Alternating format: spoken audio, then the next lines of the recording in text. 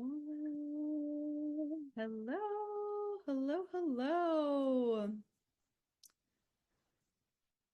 This is week 3 of the Heart Path Challenge. Hello, and our final call from this journey together. And I was actually reflecting earlier this morning because this is the 4th year of doing it. And I was just kind of like thinking, how were they throughout the years? And I remember, I think the first year was doing heart coherence. It was like the full month of February, or maybe that to the February 2nd to the 22nd portal, like maybe that time period of heart coherence practice. And I think it was Instagram Live, to be quite honest. So like showing up on Instagram Live every day doing heart coherence. And then yeah, and then we probably did like a five days in a row and then 3 days in a row. It's let's just say evolution. There has been evolution. And I think this year was the first year of kind of doing something once a week, splitting it up that way. So it's been yeah, it's been interesting to see how they've been, and just even in terms of what we've talked about, because this year has been so heavily focused on authenticity, and just even the journal prompt workbook, which they're still, because that's complete on February 22nd. So even the journal prompt workbook, like all of the questions were around authenticity. And we even had a master class earlier in January called Aligned and Authentic. So there's so much focus on being authentic. And that could be a word that's thrown around a lot in the world, authenticity, and what does that even mean? Right? What does being authentic mean? And so much of it would be, well, let's even just like water it down to the simplest form, being real. Being real and being who you are. So even today, the theme, so to speak, is embodying your authenticity. And in order to do that, like let's just call it out, in order to embody your authenticity, it's going to require you to know who you are. So I feel like we're there. However, anybody that's here live, or if you're on the replay and you might be in this state or feeling like you don't really know who you are, or anything of that nature, I would highly recommend to revisit, if you haven't seen it already, the Aligned and Authentic Masterclass. It's on YouTube. So you can find it on YouTube, but that's going to help to kind of strip back the layers of, what does that even mean? Who am I? That existential question. Oh my gosh, who am I? What am I doing? I have to admit, and we're always going through transformation. So to know that as well, who you were, gosh, even like who you were last week might be different. At the core of who we are, that doesn't deviate too much. Maybe in years that can change, but for the most part, the more that we're feeling comfortable with who we are, the more that we're knowing who we are, that that I don't want to say concrete, but that kind of gets solidified. And there was a quote that I wanted to share with you, and I saw it on Instagram. I was like scrolling, prior to joining together today, and I wrote a note of it so I could share it with you, because it's kind of going into what I'm speaking on right now, but even where we're going to be going. So this quote is by Annalee Howling, and it said, "You are allowed to evolve beyond their version of you." Like that's huge, because we could have, and I talk about this all the time in life. It's like I feel like I have lived a million different lifetimes in this life, and I'm sure you're like, yeah, me too. Sometimes it's like, wow, like that, like it just blows my mind to think of different ways that I was, or just expressing. And at the same time, the more that we are allowing ourselves to be, right? Allowing ourselves to be, if we're knowing who we are, and once again, aligned and authentic masterclass, if you're like, I don't know. But think about what's important to you, what your values are, what your morals are. Like that helps to really shape and remind you of who you are as well, and to show you, when you might be veering off track, off track, off path.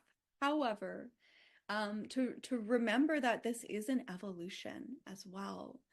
And we're allowed to change. I always say we're allowed to change our mind, because yes, like you can change your mind. Just because you said you were going to do something or thought you wanted to do something, it doesn't mean like you are destined to that for your whole life. You can change your mind. You have permission to change your mind. You don't need permission, but like you do have permission to change your mind, and you will change, and you can change. And sometimes, like that, so that's why that quote was very important. I'm going to say it again. You are allowed to evolve beyond their version of you. And could we add on to that? You are allowed to evolve beyond that version of you that you might think you have to stay in. Because this can happen a lot when you're when you so if we're saying authenticity is being real, and connected into the truth of who you are, and more confident and comfortable with that, that might or could pose challenges in your life, in the external world, or other people around you. And that could, in some cases, keep you minimizing what you're saying, what you're sharing, how you're showing up in the world. That expression, playing small. It's like, oh, can't take up too much space. Oh, I can't be, outrageous and fabulous as I am, or shine too bright. So that could keep these feelings of minimizing as well. So you are you are allowed to change beyond versions of you that people have you pegged out for, or even that version of you that you believe yourself to be, or believe that you need to stay. So much of this authenticity is, well, and even checking in with yourself. Like checking in with yourself and saying, do I feel like I'm in alignment? See, alignment, that word. Do I feel like I'm in alignment with who I am? Are these choices in alignment with who I am? Is what I'm thinking in alignment with that core truth of my being? So the like self-reflection is huge too, because that even allows you to become more aware of when things have changed. And change doesn't have to always feel like a loss. Sometimes change could feel very exciting. Sometimes change can feel terrifying. Sometimes change feels like it's a loss in different areas, depending on what it is. But to also reflect, so at the same time to reflect, if if and I'm sticking with the loss. If things feel like there's going to be a loss due to the change, and you choose to stay in a state of being, or in a version of self that is not you, what is actually really being lost? Like we could look at that. Like what's truly being lost? Because that's even you, and sometimes it's not intentional. However, that's you taking away from you and your ability to live a life that might not always feel comfortable. I feel like we've talked about this as well. It might not always feel comfortable, but at the same time, to live a life where and you can look in the mirror and say, okay, like I showed up for you, it's like, like I listened to what I know I needed to say. I listened to what I know I needed to present myself in that situation. And so often, once again, We've probably talked about this the other two calls. We've probably talked about this in the Aligned and Authentic Masterclass. This is a huge one. To fully embody that authenticity, we have to, okay? And I even want to highlight this. It's like get the yellow highlighter or pink or purple, whatever colors you want. But highlighting this, we have to release the fear of being judged. And that's huge. Like just to let go, like to let go of any fear about what other people are going to think, if they're going to judge us, if they're going to, talk, whatever that is, because that stops you. If you're afraid, and once again, we've talked about this a lot because it comes up for so many people. If you are afraid to fully be yourself, like to be real because of other people, that stops you in that moment. But then it's like, where does this fear play out in other areas of your life? And I bring up the healers and the guides a lot, because if you were to let fear stop you and that worry of what other people are going to think, and you're in this path of being a healer, you're in this path of a guide, you're in this path of support for others, we know that it's bigger than you. It is bigger than you. And truthfully, for everyone, everybody here on the planet, like beyond what your role is, like whatever you're doing for a career and how you're being, like we came here to be our authentic self. We came here to be that, not to wear masks, not to be anything that we're not. So we came here for that. And if that fear gets in the way, and remembering that this is bigger than you, it's you deciding, and once again, this is subconscious programming. This might not be intentional, but this is you deciding that I can't do this. So therefore, putting or pushing away unintentionally the people that you've been selected to help, the souls that you have contracts with to support. And you don't think of it in the moment, because in the moment the fear is so big. In the moment, oh my God. But then once again, it's like the focus is on you and your fears, but it's bigger than you. And we've talked about this. Not everybody is going to like, love, understand you. That is a fact of life. You're not going to have everybody singing your praises. You're not going to get along with everyone. And sometimes you might have experienced this in your life, even in terms of the support systems. You might have more support from random strangers on the internet, just like random strangers, than close family and friends, and to be okay with that as well, right? Because people will also only be able to meet you where they can meet themselves. And likewise, you will only be able to meet yourself where you can meet yourself. So if you are in these thought processes or states of being where you're trying to make everybody else happy, you're in fear, how are you truly going to peel back the layers? I'm not going to, I almost zipped down my sweater, but we're going to keep it PG. Won't do that. But like truthfully, like stripping down the layers to know yourself in ways that you maybe never even imagined possible. So the fear, and the last call we did work with this, so you can look at, it was the overcoming doubt and fear. We did some energetic experiences to work with that, to help to shift the energy. So just because we have the fear, or holding on to the fear, it doesn't mean that it has to stay there. But the first part of that would be to identify it. to be able to call it out, to understand it, and then perhaps in some areas to call yourself out as well of, is this fear real in this moment? Is this fear real in this moment? Where is this coming from?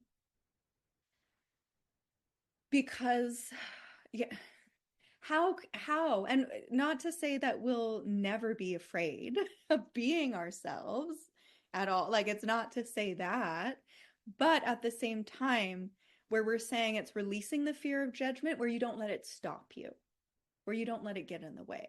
That's part of the letting it go, where you could still feel it. It could still be there, but it doesn't stop you. And it doesn't keep you hiding. Oh, got a little scarf. Doesn't keep you hiding.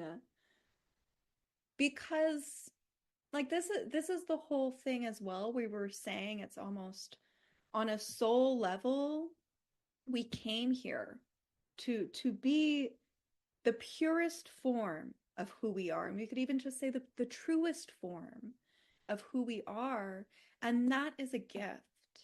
Who you are, like your authentic frequency, we could even say in terms of like frequency healing, your authentic frequency is a gift.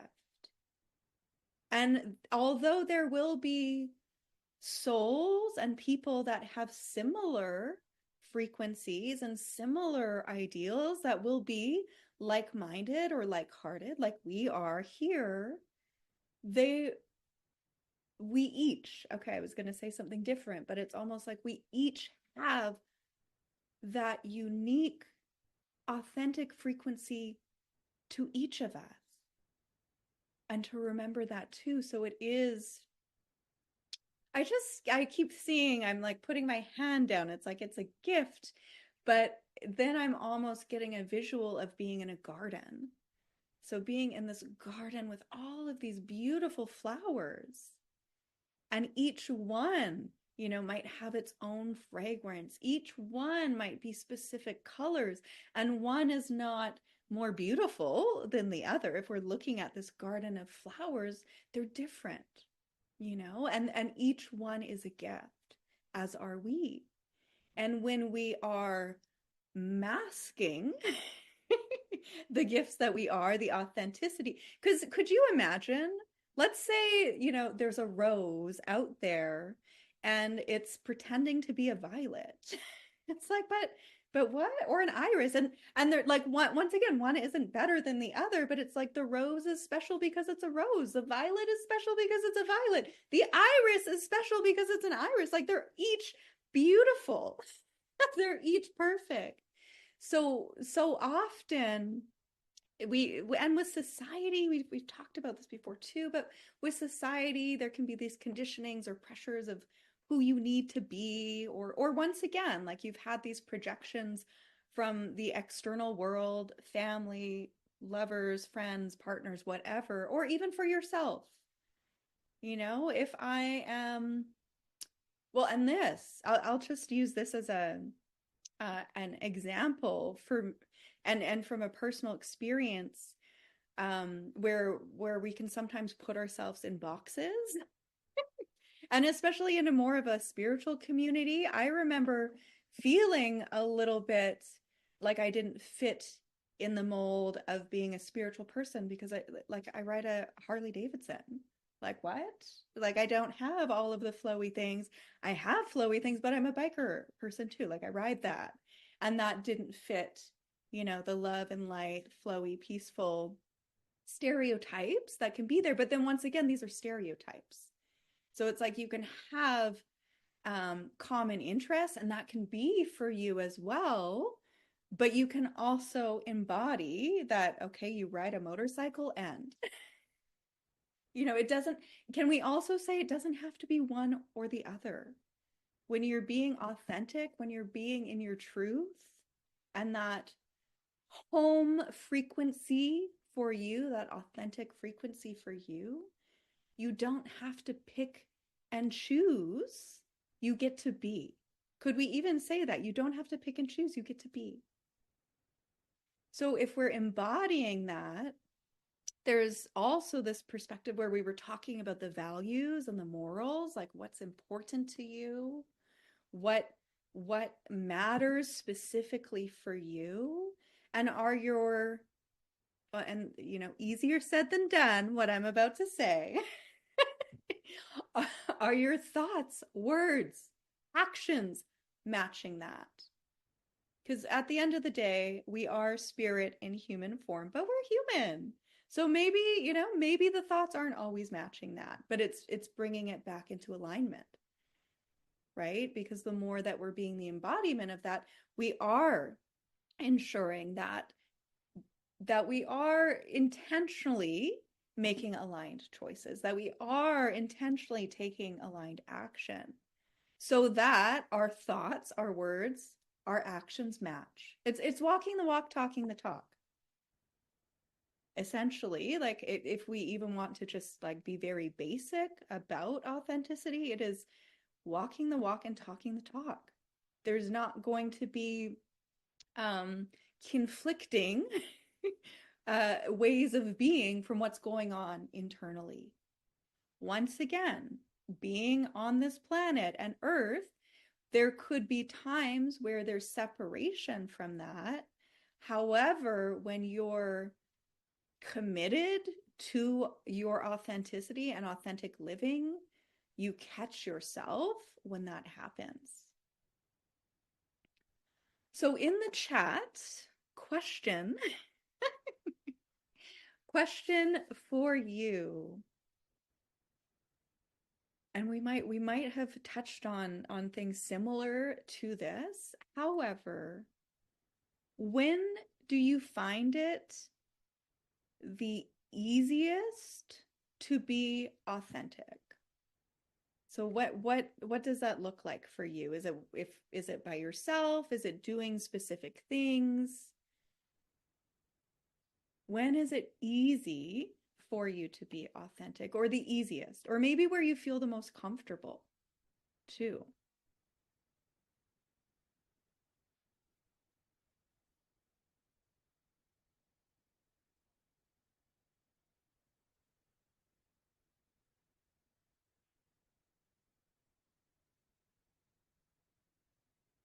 I know, reflection questions. So when is it the most easy or the easiest for you to be authentic? I'm just seeing this now in our own season. Oh, the garden. Yes. I'm like, oh yes, garden reference. Um, okay, when you're with like-minded people, it's easiest. Oh, and we have, hello, lovely. So I find it the easiest to be authentic when I'm surrounded by my family and friends, not watching the doom and gloom of the news and stepping into your creative side. Beautiful. You feel most comfortable and authentic by yourself, with your husband, and when facilitating your groups or reading Akashic records. Yes. By myself, with people I trust, or with nature, because there is no judgment. See? That's huge. It's like you might feel more comfortable in environments where hands down you're not going to be judged. Absolutely, absolutely. My greatest comfort allows my authenticity to shine. So when I'm not guarded, being at ease, relaxed, and able to be. This can be many places when you're around people who see you, and when you're in nature. I love that we had a couple nature ones. Me too. Me too. And so this is the interesting thing. When you're in those environments, you know that you're going to be received as you are. You're going to be supported. You're going to be seen. And sometimes, the people that love you will call you out in different ways too. But it's coming from a place of love. So, they're not intending to cause harm. And then out in the world, like, woo, we don't know. We don't know what that looks like. And at the same time, I'm saying we don't know what it looks like. And at the same time, we have also been shown through many different, we could even say throughout history, but many different things that go on in our world, that being different might not be supported or encouraged. That if you don't fit a specific way of being or fall in line for the societal standards, that might not be okay. That might not even be safe. And then if we even like going back into that safety factor, and on a soul level, how many times have you gone through pain or trauma being your authentic self and it did not go well? And then in this lifetime too. So things to remember as well. It feels like when we're being the embodiment of that right now, like if we're being our most real and truthful self, no matter what, we're also fighting for that version of ourselves that couldn't be or was too afraid or on and on and on. So it even feels like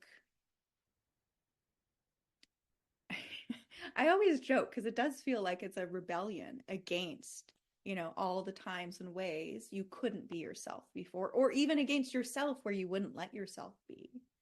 And then you're in it.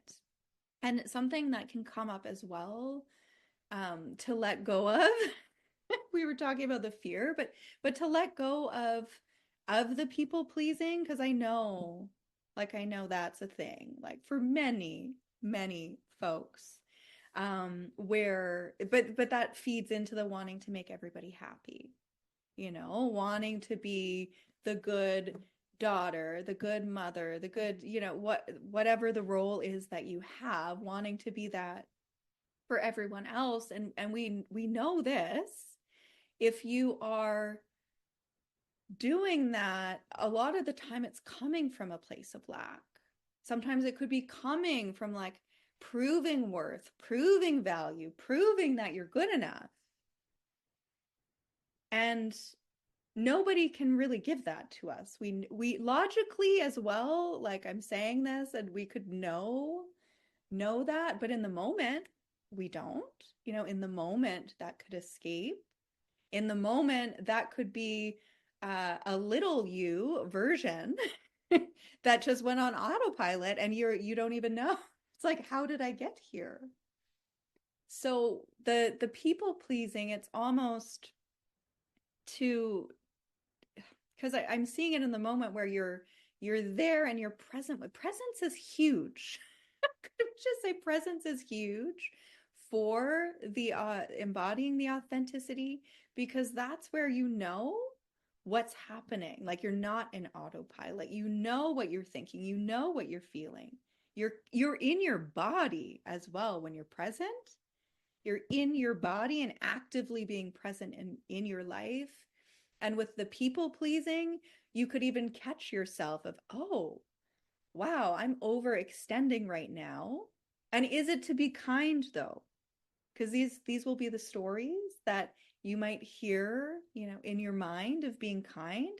Sure, yes, it could be to be kind. And is there anything else there? Right? Because these are things to be mindful of. If there is, well, a perfect example, like I was going to say self-sacrifice, but in relationships there can be compromise, there can be sacrifice, but is it martyrdom as well? Like what is the price that's being paid within that? And for you, a perfect example of the people pleasing would be, let's say you don't want to do something, like everything in your being is like, no, I don't want to do this. My truth, like I'm honoring that.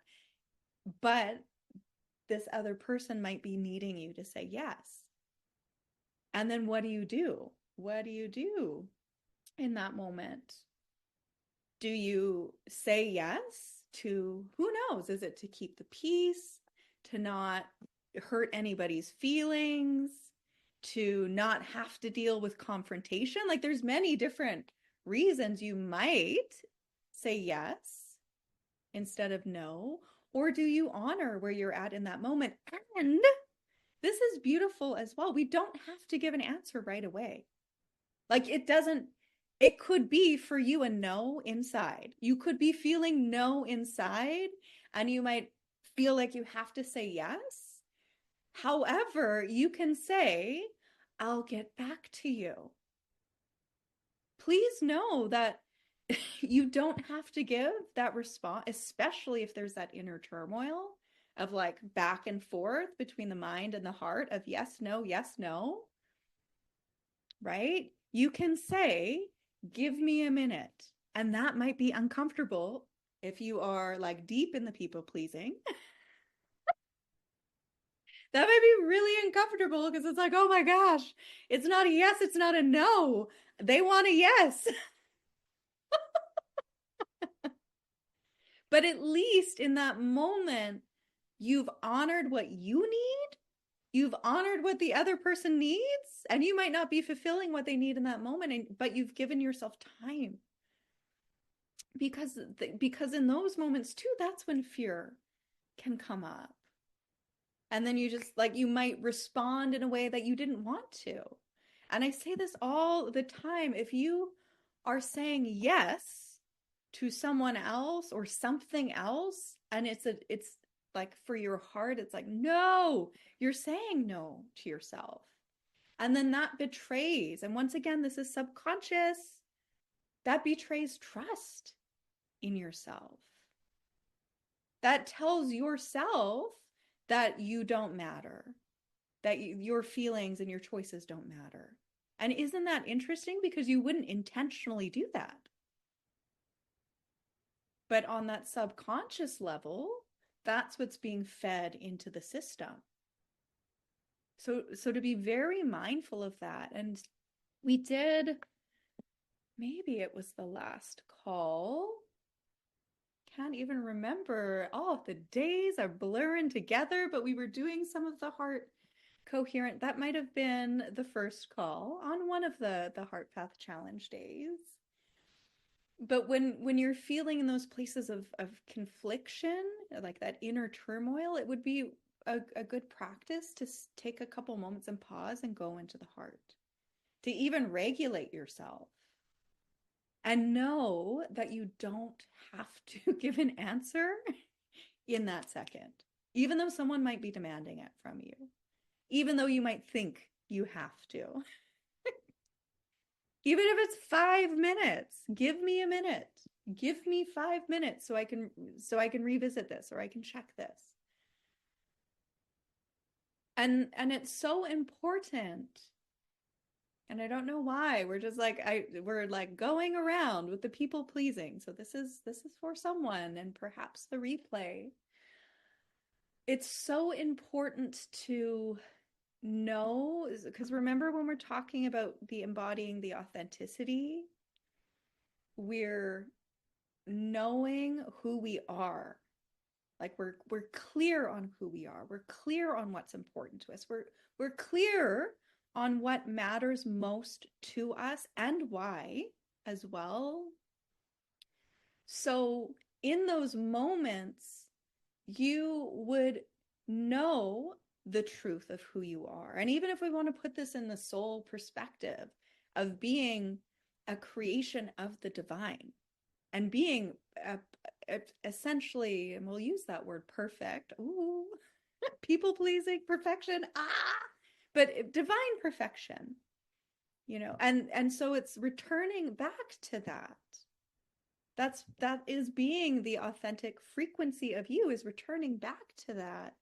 So in terms of those thoughts of worth or value, you might already have an understanding that you don't have to work for that you don't have to prove that. I need to repeat that. In terms of your value,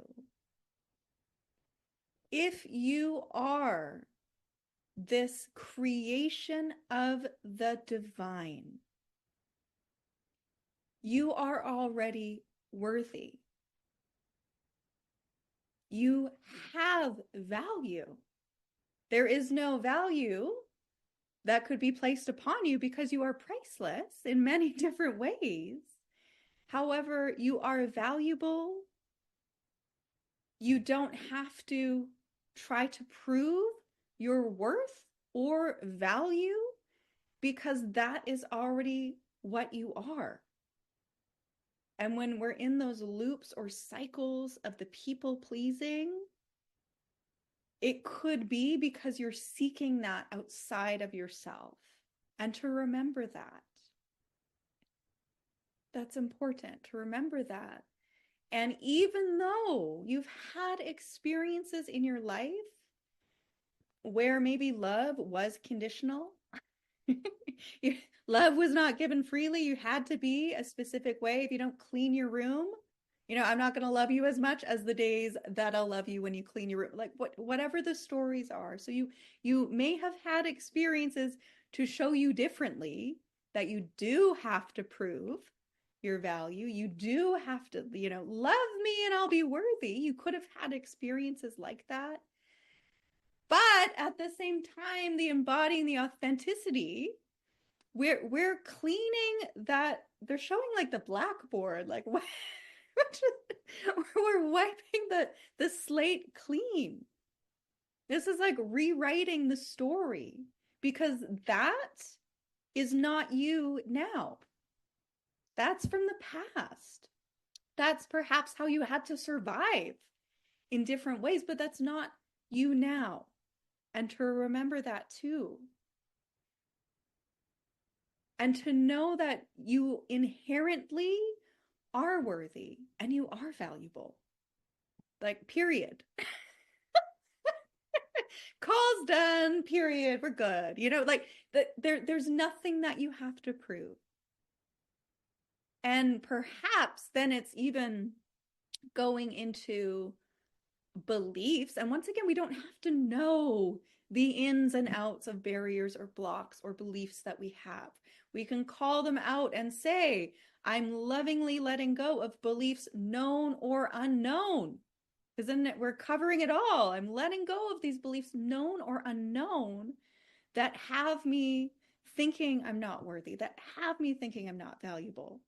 Across all time, planes, and dimensions, I'm letting that go. And this is something that we have to feel in our hearts. You can't think your way out of this. And it's not done with the mind, it's done with the heart, in the feelings, because the heart is that connection to the sacredness of us, our divinity. So we're even going to do this together. We're talking about it, but like, talk is cheap. Let's do the thing. Let's do it. And we've been talking about it a lot. So it just feels like this is the evolutionary step of it. So let's put our hands on the chest and on the heart. And we'll even close eyes. So we'll bring that focus inward. So to shut out any external distractions. And to bring that focus inward, to even gaze upon the heart. And this is an invitation for you to find your breath.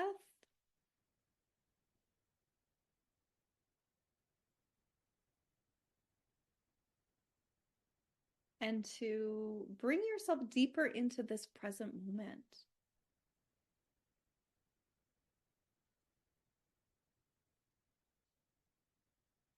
And within the heart space, we're going to see, sense, feel, or know a golden light within the heart. And to feel, sense, see, or know this golden light as that essence or divine spark that is you.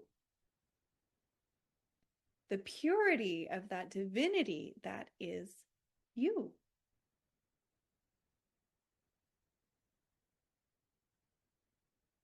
And we're going to say some things silently within the heart space. So to have all of that focus within the chest and within the heart.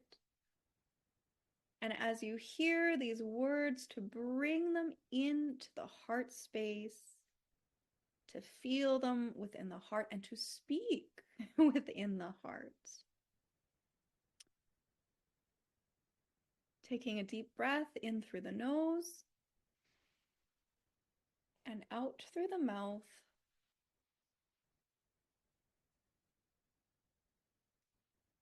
I lovingly let go of all the times and ways I have not felt worthy or valuable.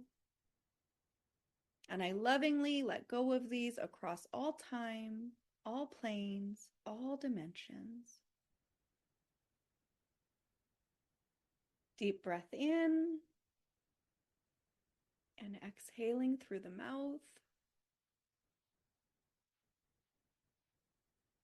I lovingly let go of all the times and ways others have made me feel less than.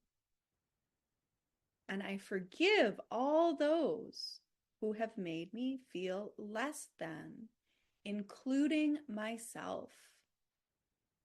Deep breath in and out. I forgive myself for believing that I am not worthy, that I'm not lovable, that I'm not valuable. I forgive myself for believing these false truths. Taking a deep breath in and exhaling through the mouth.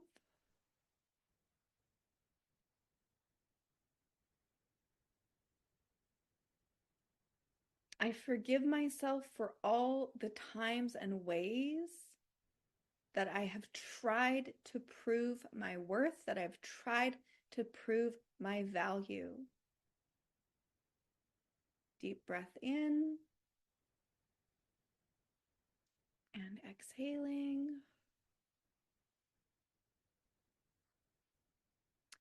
I lovingly let go of any beliefs, known or unknown, that my value and worth is connected to how other people see me, receive me,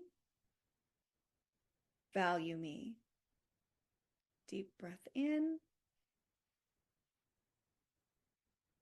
and exhaling.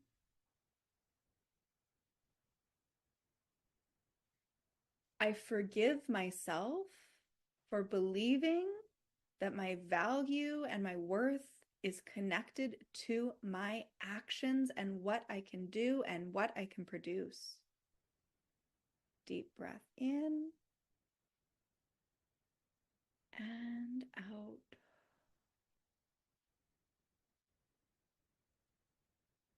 I am valuable. I am worthy.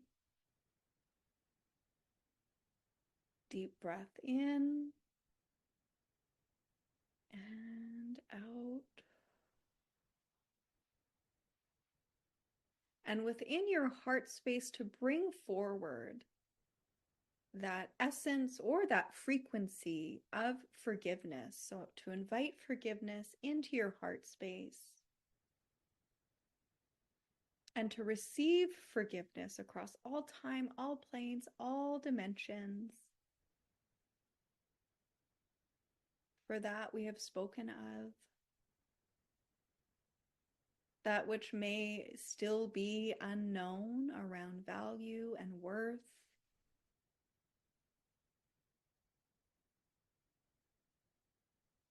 and the unresolved wounds of people pleasing. So to receive forgiveness across all time, all space, all dimensions.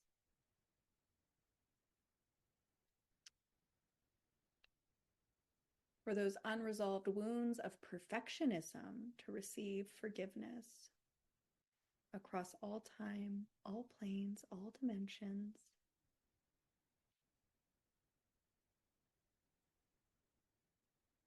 And from your heart to extend forgiveness across all time, all planes, all dimensions, to all aspects of you and all souls involved, to what we have spoken of or what still may be unknown around worth, value, the unresolved wounds of perfectionism and people pleasing, to send forgiveness, to transform all pain, all sadness, all anger, all regret, to transform it and transmute it into something beautiful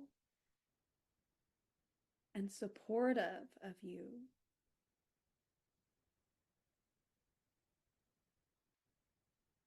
And extending that forgiveness and receiving that forgiveness.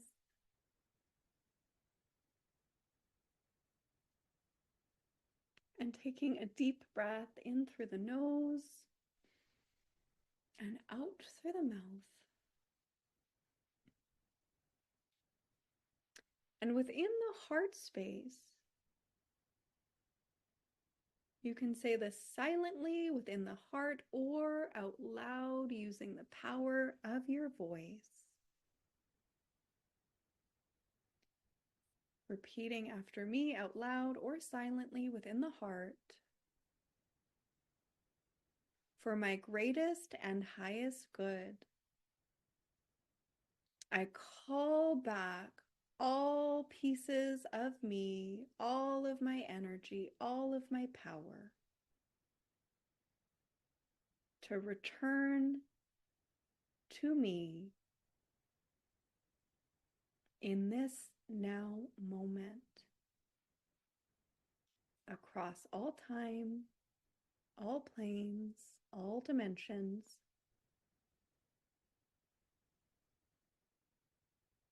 I accept and receive all aspects of me for my greatest and highest good in this now moment.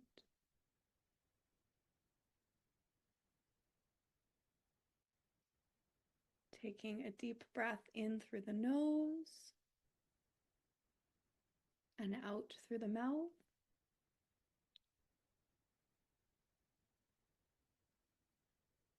I am whole. Deep breath in and out.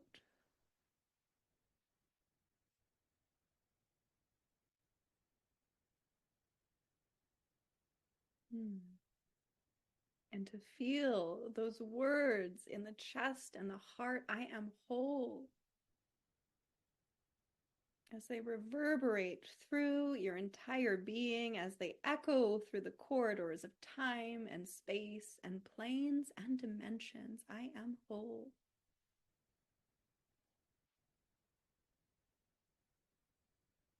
And you are not your past. You are not what people project onto you.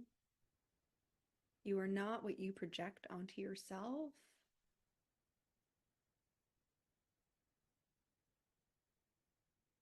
And to ask yourself this question in the heart space: who am I when no one is watching?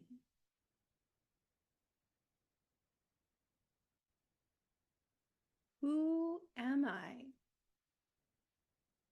when no one is watching? And you might get a sense or a feeling or words or images,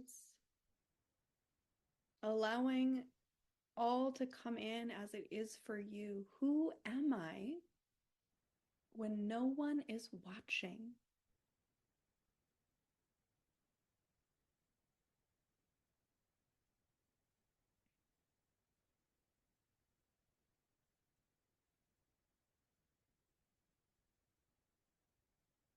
And one more question to ask in the heart space.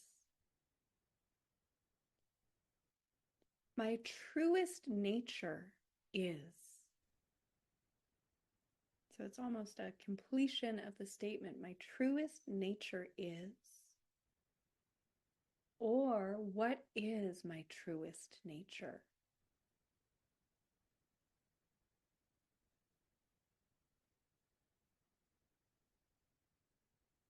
And to allow yourself to receive that, to witness that.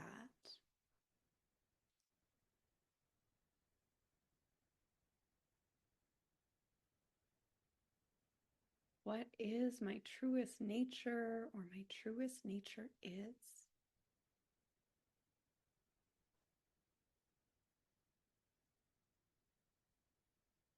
And to breathe that in through the heart, to receive that deeper into the heart, and exhaling that from the heart to fill the entire space that you are in, to breathe that into the heart, your truest nature, and to exhale that out into the entire space and room that you are in. One last time, breathing in to receive that into the heart and to exhale that into the environment you are in.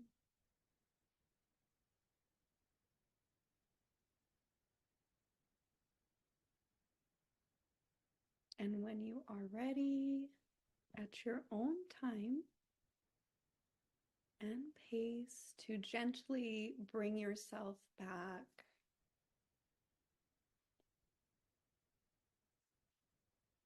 into this space. And you might want to write what is my truest nature, or my truest nature is, to have as a reflection to revisit, or you can type in the chat. And we had mentioned you are not your past, which is very true. Your past does not define you. And there's an element of it as well, though, where your past does shape you. And part of this embodying your authenticity is to acknowledge the past and at the same time own your story. To really, we don't have to run from our past or hide from our past or be ashamed of the past as well. And it's never too late to change. I feel like I speak of this often as well, because sometimes you might think you're too far gone, or why would it be possible in different areas, but it's never too late. And to remember that, and to not run from the past. That feels important to share. Mind you, do we have to tell all of our deep dark secrets from the past to the world? No. You can if you want to, but no, like that's not a prerequisite for embodying your authenticity. However, like as the inside job for you is to own all of the experiences that you've been through, and to see what you've been through and how you've come out, to acknowledge how far you've come as well. And this is the whole thing. Authenticity, and what is authenticity, is going to be different. Like somebody's authentic expression, this is what I'm trying to say, will be different than yours. Some might be similar, but some will be different. So you being you as you are, that feels right for you, that feels in alignment for you, that feels real, keyword real for you, will be. And it doesn't have to look a specific way. It doesn't have to look a specific way. It can be a specific way. And so much of the embodiment and the transformation, like I know you know this, it's an inside job. So it starts from the inside and then works its way outside.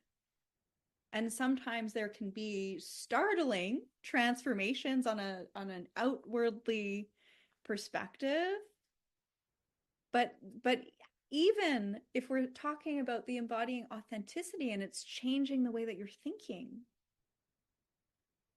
right? And being more mindful of the way that you're thinking, where you might be aware of, oh, like are my thoughts and words and actions matching?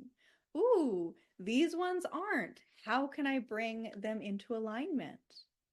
Or yes, they are. How can I maintain this? And in a world where, and mind you, it feels like it's changing. Authenticity is feeling um, more encouraged in different ways. You know, people want the truth. Like, could we even say that? People want truth. People want real. So people are hungry for that. So if they can see you, like doing you and being you, that could also be encouragement where someone might feel less scared. You know, it's like, oh, they did that. Who, I don't know. Maybe I can. Like you being authentic can also be a beacon of hope for others. Because your life, oh my goodness, your life will reflect that. I have people like God from like decades ago, like probably Facebook would be would be the realm that's like, oh, you're still in it, we're in the spheres together, but people will send random messages because they know different versions of of who I was, which is, you know, at the core, I was there, but it's different than who I am now. Absolutely. Behaviors, ways of being, absolutely. But people see that. So even for you, like allowing yourself, that is the word, allowing yourself to push past the fears or the resistance to be in that state, which is the gift. Remember, your authentic frequency is a gift, could plant seeds for someone else. And they might not overnight, you know, be their most authentic self, but a seed has been planted. And I think that's such a gift. And perhaps even that's why it was like the garden analogy. It's all these beautiful flowers with their own fragrances and colors, and then the seeds that are left as well. And we talked about this for some of the questions. It's like you would feel it's more comfortable or easy for you to be authentic when you're around people you feel safe with and people that you feel comfortable with. It helps to surround yourself with your people, you know, and to have a support system where you know that you won't necessarily be judged. And once again, like you could have a community, you can have a support system where you're not always going to see eye to eye, but you know folks have got your back, or there's those common interests, or even um, intentions for I'm going to go bigger scale, but for humanity, right? You might be part of a group that really wants to see peace prevail in the world, and then you would have those kindred spirits. So it helps to embody your authenticity when you have people in your corner, right? That can support that. And at the same time, yeah, sometimes there can be isolation being in those authentic states because you might not have that support system or those people in your corner in your family or, you know, relationships or even different friendships. But the more, could we also say this, I cancel clear delete but however, the more that you are in that authentic frequency and being that, the more you will attract that too. Because let's say if you're in the world wearing like a mask, that's not you. It's like who you think you need to be or how you need to be or whatever. Like it's almost like catfishing. You're going to be catfishing your people because they're coming under this false pretense of you being a specific way. So it's like, let's not catfish folks out there. We want to be ourselves. Because then it's just like surface, relationships built on the surface or relationships that are built on fake foundation. And as you grow and evolve, that quotes, oh my gosh, where is it? We'll say it one more time. As you grow and evolve, because you are allowed to evolve beyond their version of you. Some people stay and some people don't, and that's okay as well. Because even though people fall away, that is making room or space to allow other people in. So to know that, I'm hearing once more, do my thoughts, words, deeds, and actions match? Do I feel comfortable within my being with these choices and decisions? Are these in alignment with my values? Like this is being the embodiment of authenticity.